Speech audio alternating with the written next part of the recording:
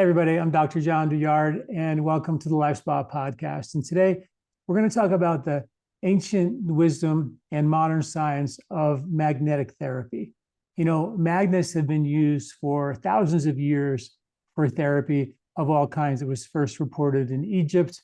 They used it in China. In the Vedic literature, in the Ayurvedic text, they talked about using lodestones, or what they called leading stones, that were magnetic for therapeutic purposes. It also was used in the Greek medicine. There's something called magnes lithos, which means the stones of magnesia. And there was a certain part of Greece where lots of the stones were magnetic. So this is not a new thing, but it sure has come a long way. Today, I want to talk about some of the cutting edge uses of magnetic therapy for things like depression, OCD, smoking, tinnitus, mood control, even epilepsy. An FDA certified therapy used by psychiatry, and it's called Transcranial Magnetic Stimulation.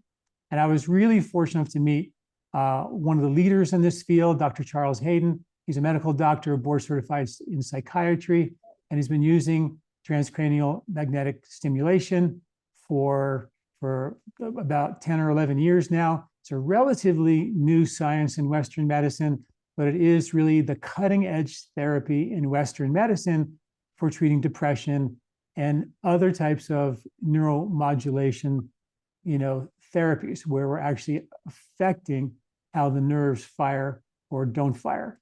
So I want to welcome Dr. Charles Hayden. Charles, really great to have you. Thanks for being here. Okay, thank you, John. And I appreciate your kind words, but I'm not sure that I'm a leading authority with TMS, although I am very enthusiastic and want to, provide the latest approaches to utilizing TMS. Yeah, and why don't we kind of dive right in there and talk about what TMS is, and first of all, how you got into it, and what are some of the results that you're having with your patients? First, just tell folks what it is. How does it really work? It's non-invasive, right? So non-invasive, so super safe. Tell us about it. So TMS is basically the principle of using magnetic fields to induce current in brain tissue. And so you probably use TMS, that principle, this morning. You may have used it next to your sink. If you have one of those toothbrushes and you put it on the charger, then that toothbrush is charging. There's no wire going to it, but it's charging. And basically the base of the toothbrush has a pulsing magnetic field. The toothbrush itself has a coil of wire. When that coil gets near the magnetic field, current flows in the wire, that charges the battery. And so your brain is really an electrical organ. There's one of the leaders in our field says electricity is the currency of the brain. When one brain cell's talking to another, it's through an electrical impulse. So we can use a pulsing magnetic field placed at certain areas of the brain, and we can stimulate surface brain cells, and they will depolarize, they will fire, they will communicate with other brain cells that they're connected to, and we can actually cause nerve systems to kind of wake up and reinforce nerve connections. And so that's really basically the principle of TMS. And it's actually been, the principles have been there for a long time. In the mid 80s, doctors began, neurologists specifically, were stimulating the motor cortex and causing the contralateral side of the arm to flex with motor impulses. So that kind of was the beginning of TMS. And then the use of repetitive pulses in order to establish networks and to get neurotransmitter levels at different places, activate these networks. That kind of began in the 90s. And so actually since the mid 90s, patients have actually been treated for depression utilizing repetitive transcranial magnetic stimulation. And right now, this area of the use of neuromodulation, specifically TMS, is just exploding, because the ability to take a magnetic pulse and to stimulate different parts of the brain, I mean, it just has so much utility. Used to be that they would have to drill a hole in somebody's skull and put a wire and put a little electrode on the part of the brain to try to figure out what part of the brain, are we activating. Well, now we can do that with an with a magnetic pulse, and it just jumps the skull and is able to stimulate. And so it's a really exciting time to see what's happening with the science, because in Europe you've got TMS being used to treat like autism, addictions. It's being used to treat pain, as it is over here as well. Depression and anxiety. It's in this country, it's approved for smoking cessation, OCD, and major depression. And there's like, I think 10 to 15 papers published a week on TMS therapy worldwide. And so this is really kind of an exploding field. It's just almost hard to keep up with all that's being explored with TMS therapy. So I've seen some studies where they use magnetic therapy on pain areas, and it works really well. I did some patients with polio. I think there was one study that showed that a significant number of the folks who had polio pain were resolved from magnetic therapy. But that was actually putting, and I did one study I saw with diabetic neuropathy where they put a magnets in the socks, and they saw the magnets helps reduce the pain significantly. But we're talking about reducing pain by actually treating different parts of the brain, right? That's right. That's we're not putting the magnets on the pain spot. So we're going to the higher centers to actually do that. And when you talked about, just so people are really clear, when you talked about using the magnets, you would actually move the magnet around and give those pulses, and then certain fingers would twitch, and then then you would know exactly where you are, right? And that's how they originally mapped the brain, by actually opening your skull and doing that with electrical wires. But now you can actually really know exactly what part of the brain you're working on by watching some motor activity, correct? Right. You can also use MRI scan, a functional MRI scan, and tell what part of the brain is being stimulated. And so, so it's much more, I mean, there's a lot of parts of the brain that we would want to check and to look at that would not be connected with the motor. And so you would not have to observe, just a motor reflex. So MRI scan in conjunction with TMS, and they call that neuronavigation, where you've got a coil that is actually, you can tell exactly where it is in space, and you've already done an MRI scan. And so you know kind of where you're pointing the coil and what kinds of things are happening in real time while you're stimulating. So that's really opened up, a dynamic component to the research. When the MRIs came out, I think it was in the 80s, right? Early 80s or something, maybe late 70s. And there was a lot of talk back then that there was like therapeutic benefit from the magnetic resonance. Was that a thing? Is that really a thing, that when people get, magnetic resonance, do they actually get benefit from that? And is that sort of how this whole thing started, or not really? That's a good question. I don't think that I think the origins of treating for depression is the idea that we know that TMS can cause brain cells to depolarize, so we can actually stimulate and cause depolarization. And we know that the prefrontal area is very much involved with some of the networks that are connected with depression. So the prefrontal cortex is engaged in cognitive control. So the way you interpret kind of what's happening to you, is the glass half empty, is it half full? Your ability to be flexible in your thinking, to anticipate, positive outcomes and things, is the prefrontal area became a target early on. And so with repetitive stimulation of that target, they begin to see mood changes. And so I think that's how that evolved. Now in my practice, we do stimulate at the prefrontal for mood disorders.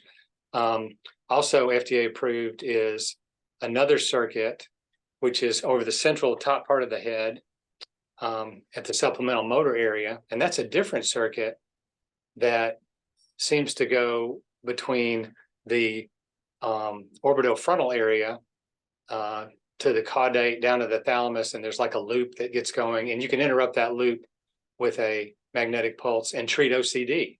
And so the FDA has approved magnetic TMS therapy for treatment of OCD. We're also treating right over here above the ear, usually on the left side, for tinnitus, which appears on the functional MRI scan. It seems to be an overactivated area along that area that may be kind of a software problem that is driving tinnitus. And so we can slow that down with a certain protocol of using TMS. And there's been studies over the last 10 years that show about 50% response with that approach for treating tinnitus. So as we learn about more networks in the brain, the nerves that are wired together, fire together, or vice versa, when we figure out these networks and ways that we can tap into that utilizing TMS therapy, then sometimes we can use that for therapeutic benefit. So I'm confused a little bit because I get that depression, is an area of maybe suppressed nerve firing, right? So you use the TMS and you stimulate more nervous activation. People get happy. They find, the cup is half full instead of half empty, right? But OCD already seems to be overstimulation. And like you said, tinnitus is also overstimulation. So can the TMS actually kind of, increase or decrease nerve activation? Does it kind of stimulate or sedate? So for instance, there's the part of the brain called the hippocampus, which is kind of like right dead in the center of the brain. It's a small area that is very much linked to cognition and memory. After 30 treatments of TMS therapy, you can show increased hippocampal volume on an MRI scan. So we basically have a cortical treatment because the TMS is just really getting surface brain cells. That pulse, that magnetic pulse, probably penetrates about an inch into the brain and gets those cortical, just that surface brain cells. But then they connect deep and link into the deeper limbic areas, kind of the emotion center of the brain. And so you can see changes in those downstream brain areas, although we're just treating right here. So that's what it's kind of like that. You're kind of looking for a switch, looking for a way to connect in to modulate those particular networks. And that's what TMS is able to do when we treat right here. When we're treating up here for the OCD, it's a different circuit. It's a different network that we're trying to modulate. And that's been data that has been seen on the functional MRI scan. You can see activity levels that are different in patients with OCD and when they're stimulated and exhibiting symptoms. So it's almost like, when you actually treat the prefrontal cortex, you're actually looping in the limbic system. Yes. And when you treat this one up on top, you're looping in a completely different system. A different network, absolutely. A different network. And it seems like you would have to be like really precise to, to get on the right channel, kind of a thing, right? Okay, so that's a really good question, and the latest meeting was about how important is it to be very, very precise, because traditionally we have used skull markings to decide where the coil is going to go, and there's a lot of controversy right now in the field because there are there are systems now available to do what's called the neuronavigation to kind of more precisely place the coil. And, those systems do add significantly to the cost of TMS and often require that the patient also get an MRI scan. Although the question as to whether it makes a big difference in the outcomes, that question really still hadn't been fully resolved. So, but I would say this, that the coil that we use is a figure of 8 coil. Okay. And when you run a lot of voltage through it, it creates a magnetic field that's mostly in the center, right there, focused in the center. But you still have kind of a diffuse bands of magnetic field going out. So this is not like kind of a pencil, kind of like a scalpel kind of detail. There is some diffuse aspects to the field that's created. So there's still a lot of questions to be answered about how we do, the TMS, what the best protocols are, what's the best positioning techniques, how much that difference that makes on how you position. So is it the kind of thing where I know, positive pole of the magnet is considered to be more stimulatory, and the negative side is more, sedative. So it helps people sleep better, helps them relax, where the other pole, is that what you're driving in? Is the more positive versus negative when you're doing the either stimulating, the prefrontal cortex, or you're sedating the tinnitus or OCD areas? Okay, that's a really good question. And what I would say is the typical therapy was approved in 2008 is 10 hertz, 10 times a second. You're getting these pulses. Anything considered above 5 hertz is going to be stimulatory. It's going to be excitatory. Okay. What we use to inhibit, pardon me, is the 1 hertz. So a lot of times on the right side, we do the 1 hertz. So it's 1,000, 2, 1,000. That activates a different subset of neurons and actually has an inhibitory effect. I see. So that would be the treatment we would use over the auditory cortex. And now, so this is just just the fact that we can take the same coil and use a different protocol, and we can decide if we're going to use excitatory or if we're going to use inhibitory. It's just, it really is amazing to have that kind of flexibility in our treatment. Can you describe the difference between, because I think people are probably confused, as I am, the difference between a magnet and electromagnetic, stimulation, because you're using the field versus these poles, positive, negative, and they attract and distract. How does all that work? So what I would say is the coil obviously is not a magnet until you put the electrical current through it. So it's a coil of what's got windings of wire, right? Hundreds of windings. Well, when the electric field goes through that, or when the electricity goes through that, it might be like as much as 10,000 volts. It's a lot of volts. That creates an electrical magnetic field that's only on.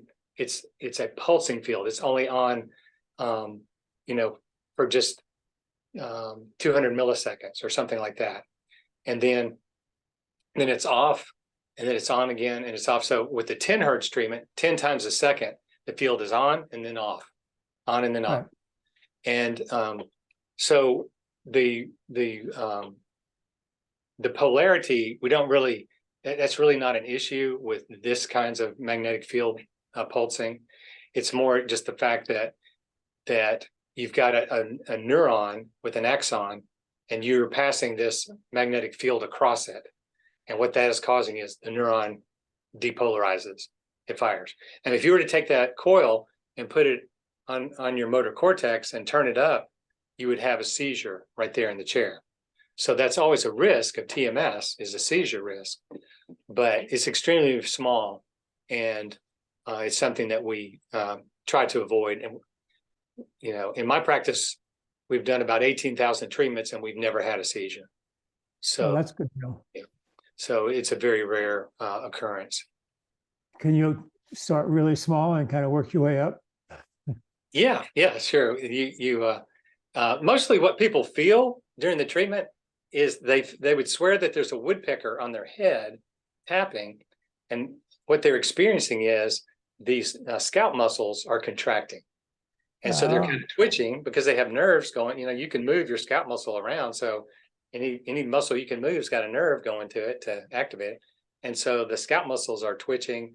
But usually after 2 or 3 treatments, that's not a problem, and patients relax. And we've had only one patient in the last 11 years that dropped out of treatment because of discomfort. So Wow. it's a rare. So it's really seems really safe and truly non-invasive. Yes. So the cool thing about a couple of things that you said, when you simulate the prefrontal cortex, you actually can make someone think that, that the glass is half, full as opposed to half empty. In Ayurveda, we call that sattva, which is a state of mind where you enjoy giving, loving, caring for others, as opposed to being sort of hedonistic, where you enjoy getting things from others or, stimulation. And I think that part of our problem in our culture is that we're so addicted to getting stimulation from the outside world that we really can't find happiness from within ourselves, even though it's there. And so it seems like what you're actually doing in Ayurvedic language would be that you're actually stimulating part of the brain, activating a part of the brain that says, yeah, it's okay to be sattvic, it's okay. And in fact, you will find more joy, more happiness, more contentment by giving, caring, and loving others. Is that the same part of the brain, the altruistic part of the brain, as the happiness part of the brain? Is that, are we talking about the same thing? Well, I can, what we are treating, the way we look at it in psychiatry, is major depression. And so our patients come to us, they're not thinking about other people. They're like socially withdrawn. They don't have the energy to interact. They're not getting pleasure out of anything. Right. They're having trouble sleeping. They can't concentrate and focus. And they may be having suicidal thinking. I always thought that was because of dopamine receptors that were either, desensitized, where they were overstimulated at one point, either by the culture or by repetitive behavior. And then you lose those dopamine receptors, so you therefore can't get the pleasure anymore. And in Ayurveda, we call that tamasic behavior, where you have sattva, which is I love, I give, I care. Then rajasic means I'm only happy when I'm getting stimulated from the outside world. And then there's tamasic, where your dopamine receptors are just, going crazy. And then there's tamasic, which is like, I've burned myself out. I can't find any joy, any stimulation, any motivation anymore, sort of that depressed state. Does that make any sense? Yes, I would say the way I visualize the patients that come to me is that it's probably many different paths that have taken them, to this point. So they may have a genetic loading. A lot of them will tell me that their parent, one parent or a sibling has had severe depression or mood disorder, anxiety. They may have had some traumas. They could have had some medical conditions. We've treated patients with traumatic brain injury. We've treated patients with long, post-COVID kind of depression. We've treated patients with, some thyroid disorders and other kinds of medical disorders. And I think we've got patients that are making really bad nutritional choices. And that, it's kind of the self-fulfilling. They get depressed and they stop eating right. And then they gain weight or they pull back socially. So I think it's a lot of, it's hard to tease out, sometimes exactly how they came to have this condition. But now that the depression is there, it can be really entrenched and very difficult to treat. And most of the patients that I see, they've already tried multiple antidepressants. They've already seen therapists. Some of them have even tried ketamine. They've seen the the guy at the compounding pharmacy, and they've been on all these nutraceuticals and tried a bunch of things, and they're still just profoundly depressed and very hopeless and really struggling day to day, sometimes struggling just to get out of bed and move, to take a shower. So to have a therapy that might get them back functioning, is really, it's exciting. Do you have any radar on what makes the nerves either overfire or underfire? Like why would one be overstimulated versus understimulated if it's, similar underlying factors, genetics, trauma, so forth?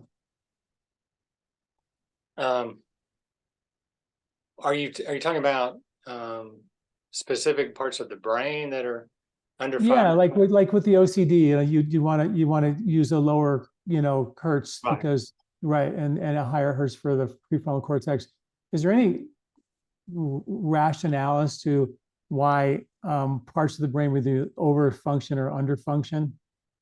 Overfire or underfire?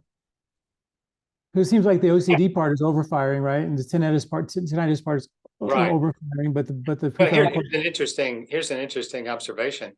For the OCD treatment, the original research on that was using an inhibitory treatment on that network. Right. What got FDA approved, I think it was a couple of years ago, was a stimulatory, excitatory treatment at 20 hertz. So the original guy who was studying this was doing 1 hertz treatment. He was at Duke at the time, Duke University. And what it appears is that if we interrupt the network, if we overdrive it or if we inhibit it, we interrupt the network, that particular network, we can see benefit with these intrusive, repetitive thoughts. We can see symptom improvement and some relief. And so sort of, yeah. Is it somewhat like, where the attention deficit, we give them a stimulant to stimulate them to have the energy they need to focus, where it seems like fundamentally they're so overstimulated, they're burned out. So you give them something to stimulate them, they can actually function again. It doesn't really address the cause of the situation, but trying to make them functional again, right? Right. Where you give them that, but you're saying whether you give it too much, higher or low, you're just resetting the network in a way, right? Exactly. And so I think sometimes our treatments almost raise more questions, really, the TMS is one area where the practice of TMS has really kind of outstripped the research. In other words, I think overall it's fairly safe. You just don't see people, gaining weight and having metabolic syndrome, and like say, I've never had a seizure, have a patient have a seizure, and so we're doing things, and we're trying to gather data, and we're trying to figure out what is going on. But there's still so much research that needs to be done to understand even what circuits we're actually affecting, because the brain is so complex. Right. There's so many systems, and there's so many. Even the tools we're using are not. They're giving this stuff diffuse, magnetic field. It's focal to some degree, but there's aspects of it that are not as focal as we would like. And the protocols we use. I mean, some people, we can use 1 hertz. We can do the 10 hertz, 20 hertz. Theta burst is a second generation TMS, where instead of just 10 times a second, you give a pattern burst, and there's like 5 times a second you have these bursts of 3. They're called triplets, and they're just given real close together 5 times a second. And theta burst may be more stimulatory than anything else that we've been able to develop. So there's a lot to be learned, and there's so much that we don't know when it comes to the brain and what we're doing to it. How does it compare to something like psilocybin, which seems to, or microdosing, psilocybin, where, you're sort of stimulating the whole brain? Is it a similar kind of a thing where it's like you're getting sort of a global reset with psilocybin versus this is trying to be a little more precise and maybe less, less invasive? Yeah, I think I'm really excited about the psilocybin and what where that's going to end up because patients that are treatment resistant and may fail antidepressants, they may fail ECT, and they fail TMS, may fail ketamine. Now we've got another alternative. Mhm. I would say that the where I see TMS fitting in is the FDA indication for TMS is the failure of one antidepressant. So that's the FDA indication. We have it really is remarkably free of side effects. We have very few systemic, basically no systemic side effects because we're affecting just, a small part of the brain with the stimulation. The issues around psilocybin, there are some patient selection would be very important. If you have patients that might have schizophrenia or some kind of psychotic tendency, and you give them that, then you could end up, with a bad trip or whatever, a really bad outcome. Potentially, they could have a psychotic episode or something. Right. So I think the TMS has a lot of safety, a safety net behind it, because so many patients have been treated at this point. It's used worldwide. MRI scans have been given, for years and years. Like there's been 100 million MRI scans of the head, and there's one publication published where this lady had 2.4 million pulses to her brain with TMS, equivalent of 850 treatments given over like 7 years. And they did serial MRI scans and cognitive testing, and she had no issues at all. So we seem to have at this point, appears to be quite safe, and it's been used since the mid 90s. And so I think it's going to be more appropriate to engage something like TMS early on when medications fail. Although I'll tell you this, and they've done studies, and the patients that we see usually have failed 3 or 4 medications, and we have about 75% response rate. Well, they did a study in England where they took drug naive patients that had never been on antidepressants. They had like about 95% response rate. Wow. So it really is an effective treatment. Imagine that something like psilocybin, at least now, it has to be monitored. It takes hours for the therapist to be there by the bedside, where that could be so cost prohibitive, and so time intensive for the doctor and patient and staff and everyone, where it sounds like this therapy lasts how long? So the typical treatment is 19 minutes. So it's only 19-minute therapy, right? And then you have to just rest for a while afterwards, or how does that work? No, so the traditional approach is, since it was approved in 2008, is 36 treatments. So patients come in every day for about 6 weeks, and that gives about 30 treatments, and then they taper 3, 2, 1. And so they're probably in and out in about 35 minutes. They come in, put the cap on, they may need to use the bathroom. They get in the chair, they have the 19-minute treatment, but they're awake and alert the entire time, watching a YouTube video, talking to the staff. Wow. We kind of indoctrinate our patients while they're here. We make them watch videos on nutrition and the importance of exercise and mindfulness and things like that while we got them in the chair, if they're open to it. But then as soon as they get out, they're fine. They're good to drive. There's no impairment at all. The first couple of treatments, they may have a mild headache, some mild scalp discomfort, but usually they take some Tylenol, and within 3 or 4 treatments, usually that's not an issue anymore. So that means someone has to, be local to a clinic, and they have to go every day for 36 treatments, which is what, 6 weeks or so, something like that. Now, you also mentioned to me that there's a new application of it where it's like a 2-week intensive, right? Where people can Okay, come so in. yeah.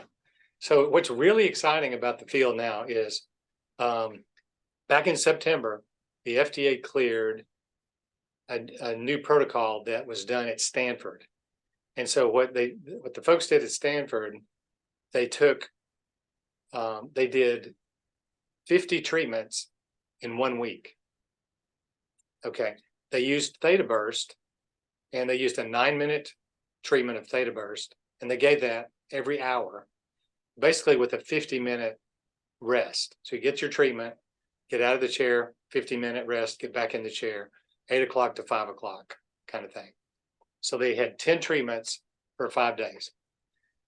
The first study they did, they had 90% remission that patients showed when you followed them over 4 weeks. I think it was 4 weeks. They had 90% of them that at some point showed on a scale they were in remission. Just Wow. remarkable. You're talking about deep depression, like, Yes, this was treatment-resistant depression. wow. So just kind of like stunning results. So that was an open label. So they redid the study using a what's called a sham coil. So it's a coil that sits on the head and it clicks and it feels like something's happening, but nothing's happening. That's your placebo coil. Okay. And after the 5 days of treatment, they found that the patients that had the sham treatment, that had the placebo treatment, 14% went into remission. And the other group, I think, had 79%, the active treatment at 79%. And based on that data, the FDA cleared that protocol gave it approval. And now the only thing that, that I can't do when I offer accelerated treatment in the Stanford therapy, they used neuronavigation. So they were able to, put the coil exactly. And then, like I said, the question is still out as to how much that is the secret sauce. Does that make a huge difference? Or was it the fact that they were giving so many treatments in a short period of time? Or was it the fact that they were using theta burst? Right. Yeah, because what they say is so theta burst, a 3-minute treatment of theta burst several years ago was approved to be equally effective as our standard treatment of 10 hertz that we've been doing since 2008. So a 3-minute treatment of theta burst was equivalent to the 19-minute 10 hertz. Actually, it used to be 36 minutes when we first came out because of the rest period.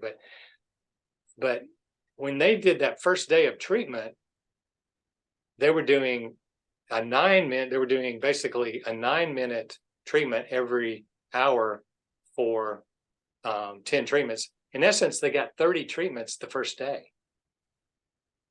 And the average response reported time was 2.3 days. The average person began to report feeling better in 2.3 days. Wow.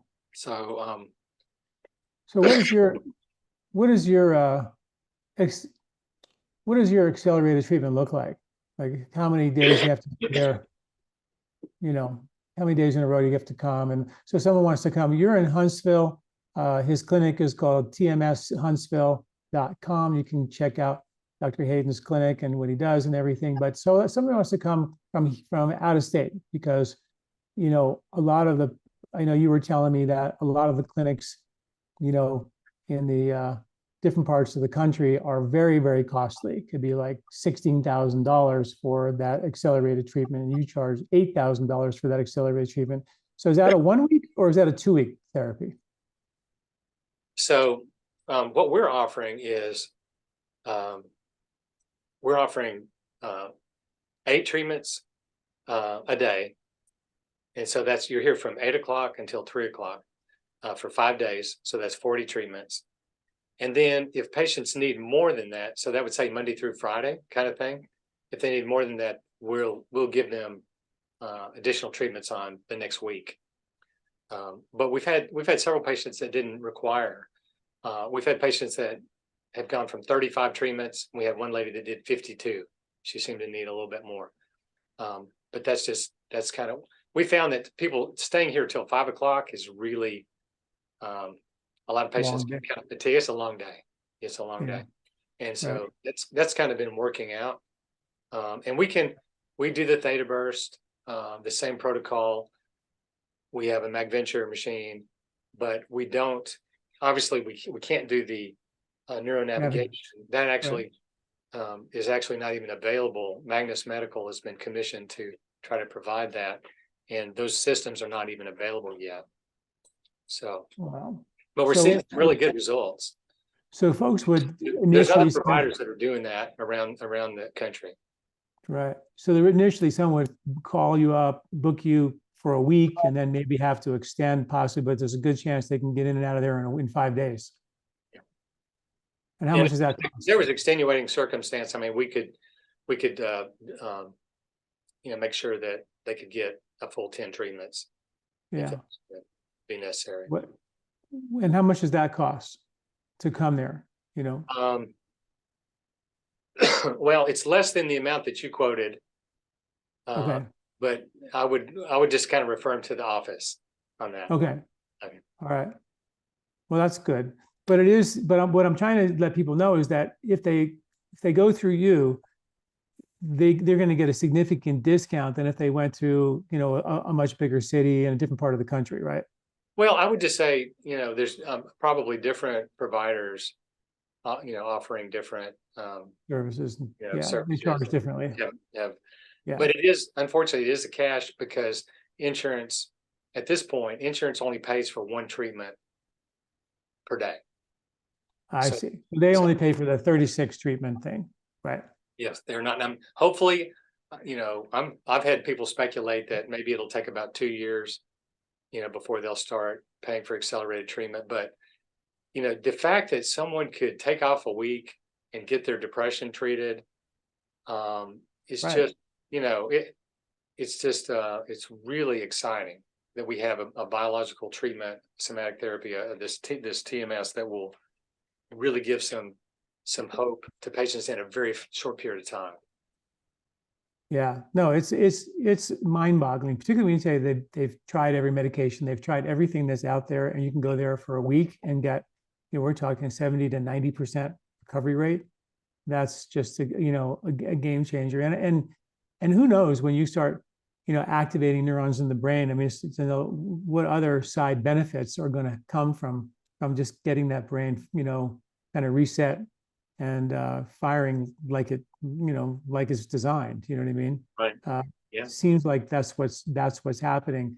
I asked you a while back, but I know a lot of my folks who listen are really tuned into the brain glymphatic system, which dumps like 3 pounds of plaque out of the head every year while we sleep. And when that gets clogged up, it's linked to anxiety, depression, cognitive decline, inflammation, infection, and even autoimmunity, according to the studies. So I always wonder, like, okay, when you're doing all that, you're stimulating a lot of nerve firing, but I would imagine that at the same time, you're stimulating a lot of waste removal as well. And does anybody even know if that's part of the equation, that you're actually stimulating not only the firing, but also the detoxification of the brain, which is a big deal, cutting edge, big deal anyway. Yeah, that's a good question. I know that there are studies that show brain flow changes are definitely occurring after TMS therapy. All right. Yes. So increased blood supply. Increased blood supply. Mm-hmm. Absolutely. Wow. Nice. Wow, that's amazing. They can't measure the glymphatic system because it's a little sleeve on the outside of the arteries. So it's just sort of like this: arteries go in, the waste comes out on the outside of the sleeve. That's why they didn't see it forever. They only recently discovered it because it was sort of so hidden by the body's amazing design. But so if there's good coming in, you would expect that there's better waste coming out too. But that's to be determined, I would imagine. Well, this is super amazing. I hope everybody knows that you can go to TMS Huntsville. That's Huntsville, Alabama, but it's tmshuntsville.com. Check it out. Dr. Hayden is the sweetest, kindest guy. I met him, and I just think he's just got just a really kind, his bedside manner. I think you'll love him if you go see him. I think you'll be in really good hands. I really enjoyed our time together when we met, and I thought what you're doing is amazing. It's cutting edge, and I think everybody should know about this. And it's evolving by the minute, right? I mean, just is changing and getting better and better. And so this is a therapy that people should have on the radar, if not now, but in the future, because it's something that is here to stay because it's so safe and so non-invasive. Yeah, John, I appreciate it so much because my frustration has been for so many years that patients come in and they get treated and then they say, well, why didn't my doctor tell me about this 4 years ago? So we haven't nearly hit the tipping point. Yeah. It's not widely, it's known.